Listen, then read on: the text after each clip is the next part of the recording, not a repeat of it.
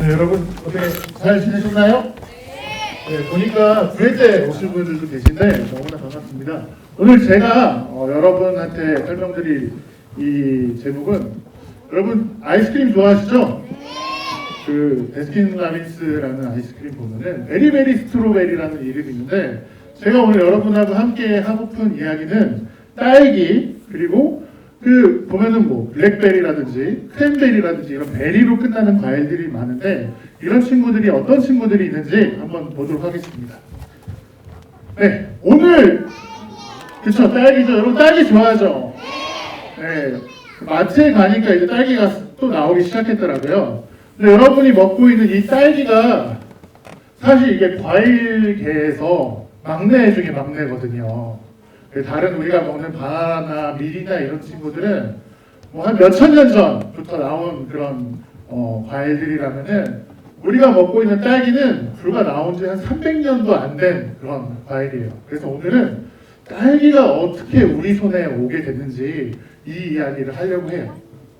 자, 여러분 왼쪽에 있는 사람 누군지 아세요? 네, 이분 남자지만 스타킹으로 되게 유명하신 분이거든요. 그래서 이분 프랑스의 왕이었던 루이 14세예요.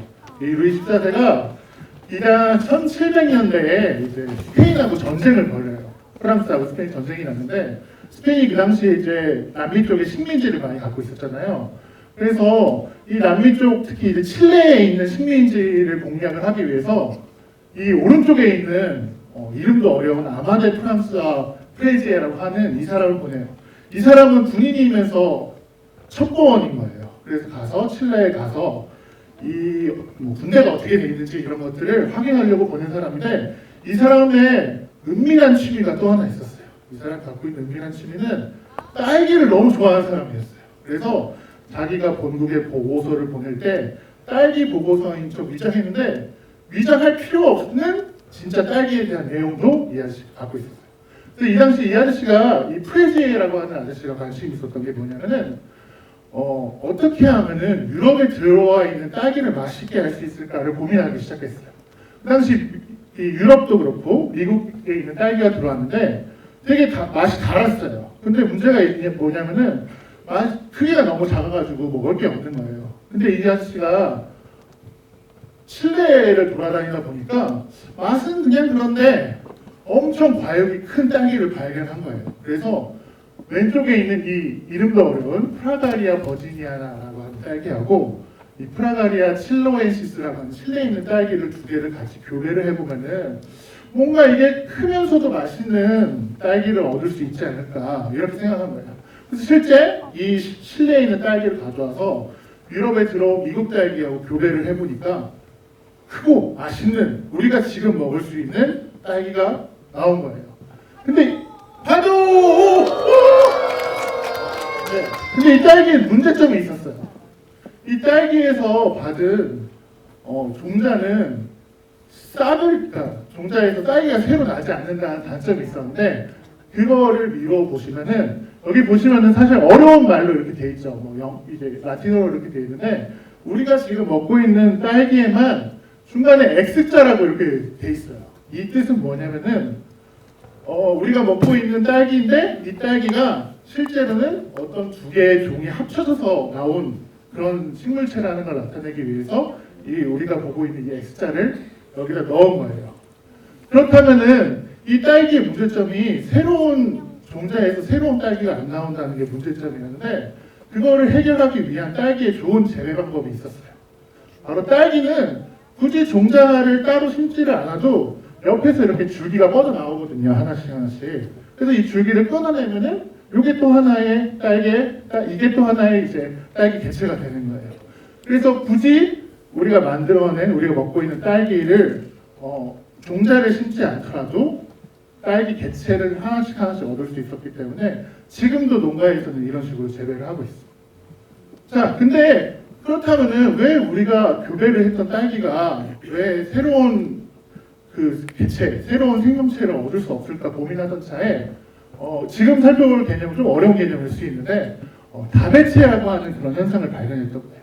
아까 앞서서 발표해 주신 박사님 잘 설명을 해주셨는데, 우리 사람은 23쌍이, 그러니까 23개의 염색체를 각각 이렇게 한 상씩 갖고 있는데 이 딸기에도 역시 똑같이 7개가 2개씩 이렇게 들어가 있어요. 근데 자연적으로 우연히 가끔 2개가 제 오른쪽 위에 그림 보시면은 엄마가 하나 주고 아빠가 하나 줘서 새로운 딸기가 만들어지는데 가끔 자연 계산에는 엄마가 너무 마음이 좋은 거예요. 그래서 2개씩 주고 아빠도 2개씩 주는 거예요. 그래서 자식이 4개의 그런 유전 물질을 갖고 있는 경우가 생기는 거예요. 근데 이게 동물에서는 좀 이런 현상이 좀 덜 일어나는데 이 식물 같은 경우는 이렇게 많은 이제 유전 물질을 갖게 되면은 병에도 튼튼하고 맛도 좋아지고 이런 특성들이 생기는 거예요. 근데 한편으로는 조금 아쉬운 점은 이 종자가 잘 맺히지 않은 경우가 생기는 거예요. 그래서 이런 현상을 설명하기 위해서 혹시 이분 이름 아시나요? 네, 이분 사실 씨 없는 수박으로 되게 유명한 사람인데 씨 없는 수박보다는 아까 말했던 다배체에 대한 연구로 되게 유명하신 분이에요. 그래서 이분이 갖고 있는 양배추, 배추, 위에 흑겨자 이런 것들을 교배를 해봤는데 지금까지 있던 식물들이 또 나오는 거예요.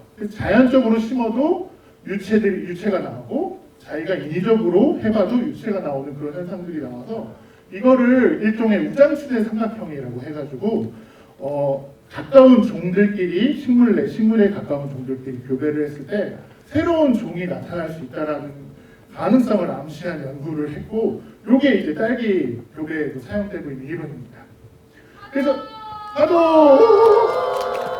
그래서 우리가 이렇게 먹고 있는 딸기는 아까 1700년대 유럽에서 이제 재배가 돼가지고 그 네덜란드하고 일본하고 무역을 많이 했잖아요. 그래서 한 1800년대 되면은 일본에 이제 딸기가 들어오기 시작합니다. 그리고 우리나라에는 1943년 뭐 더 일찍 얘기하시는 분들도 있는데 이 경상도 이제 밀양에 보시면은 삼양진이라고 하는 동네가 있어요. 이 동네가 조선시대 때부터 곡물 운송하고 이런 동네였어요. 그래서 여기 있는 사람들은 뭐 부자도 많고 상인도 많았는데 여기 있는 사람이 이제 일본에 갔다가 되게 좋은 딸기라는 작물이 있는 거예요. 그래서 지금도 요 삼양진에 가면은 딸기를 처음 심었다고 이 시래지라고 이렇게 돼 있어요. 그렇게 해서 나온 것들은 우리나라 이제 한국 전쟁을 거치고 하면서 지금은 이제 논산 지역의 딸기를 되게 많이 재배하고 있고 우리나라의 딸기 한 60-70%를 논산에서 재배하고 있습니다. 그리고 우리 이제 딸기가 일본 딸기 종자 이런 얘기 많이 하는데 옛날엔 그래서 육보, 장이 이런 딸기 품종들을 우리가 많이 먹었는데 지금은 교배 기술이 많이 좋아져가지고 우리나라에서도 서량이나 매양 같은 그런 딸기들이 이제 출하가 되고 있습니다. 자, 여기까지 우리가 딸기에 대해서 한번 봤는데 딸기가 사실상 그 과일계에 있어서 막내라고 제가 말씀을 드렸는데 이 딸기가 영어로 하면 스트로베리잖아요. 베리가 붙는 그런 다양한 과일들이 2분 남았습니다. 네, 감사합니다. 자, 그런 베리들이 사실 이름도 너무 다양하고 이래서 여러분 헷갈리실 텐데 재미있는 예화를 하나 드리고 설명해 드리겠습니다. 옛날 한참 이 카페가 대중화될 시점에 저번이 손님 제가 계피가루 넣어드릴까요? 아니 전 계피가루 별로고요. 시나몬 넣어주세요. 라고 하는데 이게 사실 시나몬이나 계피나 큰 범위 내에서는 같은 거나 마찬가지거든요. 그래서 여러분이 알고 있는 다양한 베리들도 사실 우리나라에 있는 경우도 많거든요. 그래서 제가 하나씩 설명을 드리도록 하겠습니다. 근데 영어권에서 뭔가 베리가 붙으면은 그 나뭇가지 끝에나 풀 끝에 동글동글하게 맺히고 색깔이 이쁜 그런 것들을 다 베리라고 하거든요. 그래서 대부분 우리가 알고 있는 딸기도 그렇고 라즈베리, 이런 복분자, 블랙베리 이런 것들이 사실 다 장미과에 속하는 그런 과일들이고요. 그밖에 진달래과에 속하는 애들도 있고 뽕나무과, 종려과 이렇게 있는데 제가 하나씩 보면서 설명드리도록 하겠습니다. 처음 라즈베리는 우리 카페에 나온 라즈베리 스무디가 있는데 이름이 거창해서 그렇지 사실은 이게 그냥 산딸기 스무디거든요. 그래서 산딸기랑 거의 비슷한 거라고 생각을 하시면 되고 그 다음에 복분자랑 그리고 휴대폰으로 유명한 블랙베리는 사실 비슷한 거예요. 엄밀히 따지자면 품종 간의 차이는 있지만 외국에서 말하는 블랙베리가 우리나라의 복분자라고 할 수 있고 그 다음에 블루베리는 네, 블루베리 맛있어요. 자, 그리고 이제 진달래과에 속하는 애들이 이제 블루베리도 있고 크랜베리, 뭐 링곤베리 이런 애들이 있는데 이게 한자 말로 번역을 하면 월귤이라고도 많이 하거든요.